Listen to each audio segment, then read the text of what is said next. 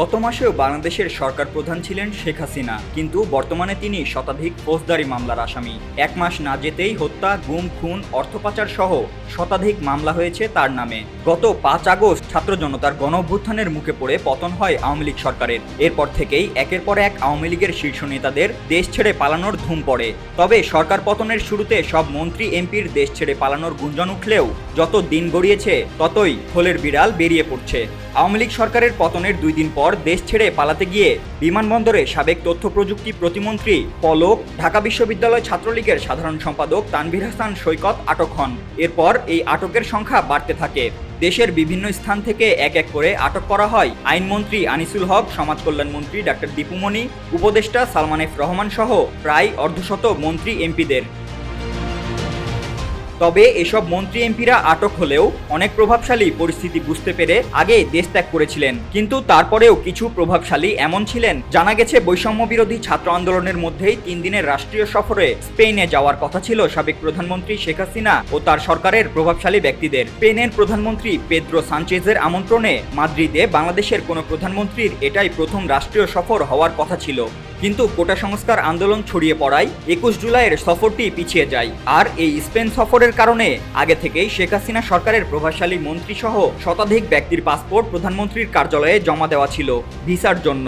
এ কারণে গত 5 আগস্ট হঠাৎ ছাত্র জনতার গণঅভ্যুত্থানের মুখে পড়ে পদত্যাগ করে শেখ হাসিনা দেশ ত্যাগ করলেও পালাতে পারেননি মন্ত্রীসহ শতাধিক প্রভাবশালী ব্যক্তি। সূত্র জানিয়েছে, সাবেক প্রধানমন্ত্রী শেখ হাসিনার সফরসঙ্গী হতে স্পেনে ভিসার জন্য পাসপোর্ট জমা দিয়েছিলেন 140 জন প্রভাবশালী রাজনৈতিক ও ব্যবসায়ী, যার মধ্যে ছিলেন প্রধানমন্ত্রীর বেসরকারি বাণিজ্য বিষয়ক উপদেষ্টা ও সংসদ সদস্য সালমান এফ রহমান, পররাষ্ট্র মন্ত্রণালয়ের মন্ত্রী সচিব কর্মকর্তা, বেসরকারি বিমান পরিবহন ও পর্যটন মন্ত্রণালয়ের মন্ত্রী সচিব ও ঊর্ধ্বতন কর্মকর্তা, প্রভাবশালী বিভিন্ন মন্ত্রণালয়ের মন্ত্রী, সংসদ সদস্য ও দেশের শীর্ষ কয়েকটি ব্যবসা প্রতিষ্ঠানের কর্ণধার, প্রধানমন্ত্রীর কার্যালয়ের বেশ কয়েকজন কর্মকর্তা। আর গত 5 আগস্ট শেখ হাসিনা পদত্যাগ করে গণভবন ছেড়ে সামরিক বাহিনীর সহায়তায় দেশ ছাড়ার তথ্য ছড়িয়ে পড়লে লাখ লাখ ছাত্র জনতা ঢাকার রাস্তায় নেমে আসে। ক্ষোভে ফুঁসতে থাকা মানুষ হামলে পড়ে গণভবন ও প্রধানমন্ত্রীর কার্যালয়ে। নিরাপত্তা বেষ্টনী ভেঙে রাষ্ট্রীয় গুরুত্বপূর্ণ 2 স্থাপনার ভেতরে হামলা, ভাঙচুর, লুটপাট চালানো হয়। আর সেই লুটপাটেই হারিয়ে যায় প্রভাবশালীদের পাসপোর্ট। ফলে পাসপোর্ট না থাকায় অনেকেই আত্মগোপনে চলে যান, কেউ কেউ সেনাবাহিনীর কাছে আশ্রয় নেন। ক্যান্টনমেন্টে 6 শতাধিক ব্যক্তি আশ্রয় নেওয়ার কথা কয়েকদিন আগেই জানিয়েছিল আইএসপিআর। সংশ্লিষ্টরা বলছেন, পাসপোর্ট না থাকায় অনেকেই দেশ ছাড়তে পারেননি, যার মধ্যে গ্রেফতার হওয়া সালমান এফ রহমান, সাবেক আইনমন্ত্রী আনিসুল হক, জুনায়েদ আহমেদ পলক, দীপু মনি অন্যতম।